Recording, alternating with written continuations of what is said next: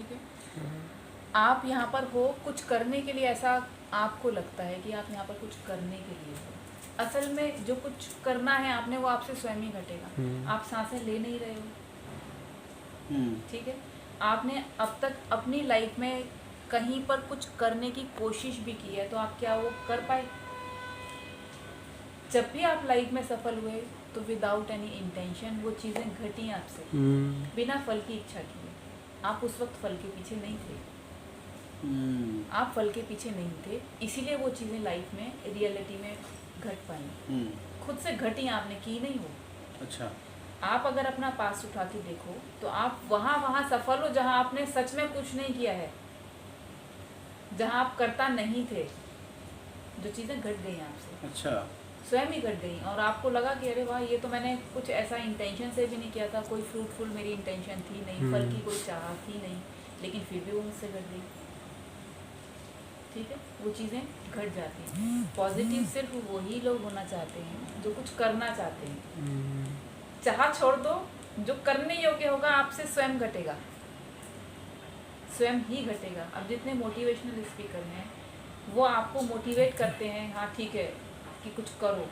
एक emotional injection होता है उनके पास, वो आपको लगाते हैं एनर्जी का, इमोशंस भरते हैं कि हाँ कि उसने किया, देखो उसने किया, तुम भी करो, तुम भी कर सकते हो। जिसका भी वो एग्जांपल देते हैं ना, उन्होंने कुछ नहीं किया, उनसे घटा है वो चीज़। अच्छा, जैसे किया भी है, धीरूभाई अंबानी हुआ या जो भी बिल गेट्स हुआ, उनसे घटा है, अपने आप हुआ अपने आप हुआ उनसे। क्योंकि वो उनको उस टाइम पे रिजल्ट की चाह नहीं थी, चाह नहीं, कि ये मिले। बस जिस चीज़ में उनका आनंद था उन्होंने अपने आनंद को पकड़ा।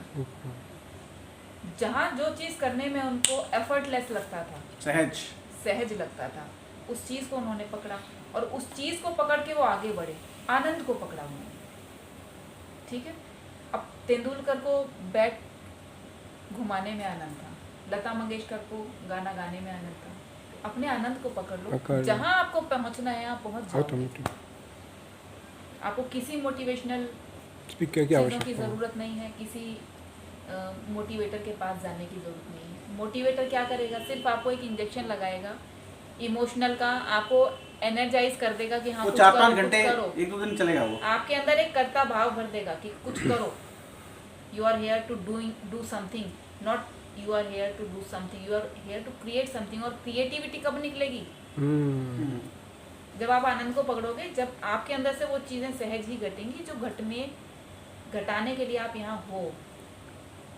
वो सुप्रीम माइंड, वो अल्टीमेट माइंड खुद ही जानता है कि आपसे क्या घटाना है। वो घटाएगा आपसे वो चीज़ें। आप देखो, जहाँ जहाँ आप लाइफ में सफल हुए, जहाँ जहाँ आपने अचीवमेंट की थी, वहाँ आप प्रेजेंट थे क्या? आप प्रेजेंट नहीं थे। आप प्रेजेंट नहीं थे, आपको लगता है कि आप प्रेजेंट थे। चीज़ें आपसे घटी हैं, आपने घटाई नहीं है, ऑटोमेटिक। चीज़ें घटी हैं। इंटरेस्टिंग। आपने जो वो लहरों वाली बात कही थी, सागर, वो बताइएगा। आप जो है, आप एक एनर्जी के इस ओशन में ना लहरों के समान हो। ठीक है, लहरें बनती हैं, बिगड़ती हैं, हर पल बन रही हैं, हर पल बिगड़ रही हैं। अगर एक लहर ये सोचे, कोई वेव ये सोचे कि मुझे कहीं पहुंचना है, तो ये उसकी बेवकूफ़ी है। अरे सागर जहाँ जाएगा वहाँ वो लहर अपने आप ही पहुंच जाएगी। उसको एफर्ट करने की जरूरत नहीं। एफर्ट करने की जरूरत नहीं है, उसको बस खुद को ढीला छोड़ना है और उसको फ्लो के साथ में होना है। मैं हमेशा बोलती हूँ ना कि गो विद फ्लो। जैसा बहाव आए अंदर से उसको पकड़ो, अपने आनंद को पकड़ो। तो जहाँ पहुँचने जैसा होगा, जहाँ पहुँचने लायक हो, जिसलिए आप आए हो, वहाँ पहुँच ही जाओगे। पकड़ोगे तो कहीं नहीं पहुँचोगे। पकड़ना सिर्फ ऐसा ही है जैसे आप गंगा के घाट पे एक जंजीर पकड़ लेते हो ना, तो आप बहाव से जो है उसके विरोध में हो जाते हो। एक मछली अगर बहाव के विरुद्ध बहेगी तो कहीं नहीं पहुँच पाएगी। ठीक है, कहीं भी नहीं पहुँच पाएगी। उल्टा वो थक करके शायद अपने जीवन का भी हास कर बैठे, जीवन का नुकसान कर बैठे। मछली अगर नदी के बहाव में बहेगी तो किनारे भी लग जाएगी, जहाँ पहुँचना है वो अपने आप पहुँच जाएगी। पहुँच जाएगी कि नहीं पहुँच जाएगी? नदी में जो गंदगी होती है वो बहाव में होती है, किनारे लग जाती है ना, किनारे आ जाती है।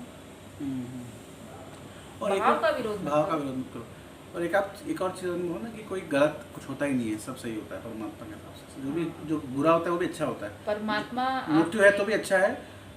इस अनंत ब्रह्मांड में कुछ भी बुरा घटित नहीं हो रहा है। कहीं पे कुछ हुआ तो वो सिर्फ बैलेंस के लिए। जहाँ बैलेंस बिगड़ा, प्रकृति अपने आप ही व्यवस्था करती है। ठीक है, बैलेंस को पकड़ लो। जो मोटिवेशनल स्पीकर है ना, वो क्या करते हैं, वो एक वेव है ना, उसको इंजेक्शन लगाते हैं एनर्जी का कि आप यहाँ पर वेव हो, कुछ करने आए हो, क्या करोगे तुम? आप उस सागर से निकले हो, सागर में ही मिल जाना है आपको। एक लहर क्या कर सकती है सिवाय इसके कि वो अपने होने की सुंदरता का आनंद ले। आप बीच पे जाते हो, राजेश जी कभी गए हो, मुंबई जाते हो तो आप देखते हो लहरों को, उसमें कितना सौंदर्य है। लहरों में सौंदर्य है ना अपने आप में। अब बिना लहरों के तो समुद्र भी अच्छा नहीं लगेगा। बिना, हाँ लगेगा क्या? नहीं। तो परमात्मा जो है उसकी क्रिएटिविटी हम है, तो हमारी वजह से परमात्मा अभिव्यक्त तो हो रहा है कि नहीं हो रहा है? अच्छा, अभिव्यक्त यानी जैसे एक्सप्रेस हो रहा है कि नहीं हो रहा अभिव्यक्ति है? क्या है? एक्सप्रेशन हो रहा है कि नहीं हो रहा है? बिना लहरों का समुद्र भी आप क्या देखने जाओगे बीच पर? नहीं, तो परमात्मा हमसे अभिव्यक्त है। अभिव्यक्त, ठीक है, हमसे परमात्मा की खूबसूरती है कि नहीं? है। आप मार्च में, फरवरी के महीने में देखो क्या कितने सुंदर सुंदर फूल खिलते हैं। क्या हाँ। नहीं लगता आपको उनसे परमात्मा झांक रहा है? हाँ, ऐसा लग रहा है कि कुछ अलग दिख रहे हैं, अलग है कुछ ना? है। तो जितना भी प्रकट है वो अप्रकट की अभिव्यक्ति है। समझ रहे हो? जो भी कुछ प्रकट है इस अस्तित्व में, वो अप्रकट से ही जन्मा है, और अप्रकट की क्या है? अभिव्यक्ति है। आप समुद्र में नहीं देख सकते कि उसमें क्या है, लेकिन आप लहरों के जरिए समुद्र की सुंदरता का आनंद जरूर ले सकते हो। समुद्र की सुंदरता का एक छोटा सा एक जो है आकलन जरूर कर सकते हो कि जब लहरें इतनी खूबसूरत हैं तो समुद्र कितना खूबसूरत होगा। सही बात है ना? तो खूबसूरती प्रकट की इस वजह से है कि जो वो अप्रकट है ना, वो कितना आनंदमय होगा जब उसकी जो क्रिएशन है वो इतनी सौंदर्यपूर्ण है ना? इंटरेस्टिंग। और अगर आप खुद को कमतर आंकते हो, कमतर समझते हो, तो फिर आपको परमात्मा के सौंदर्य का कोई फिर अंदाजा नहीं है। हाँ, जैसे जो एक सवाल ये है मेरा कि जैसे बहुत बार हमें ना मन में और ब्रेन में बहुत अलग अलग वो आता है कि ब्रेन कहता है ये, मतलब वो एक्चुअल में क्या सही है दोनों में, मतलब कैसे आपका मन सही है तो ब्रेन मन तो कैसे ड्राइव पता की चलेगा? बात करेगा। मैं आपको मन और बुद्धि दोनों का अंतर समझा चुकी हूँ, फिर वापस से किसी और उसमें समझाएंगे।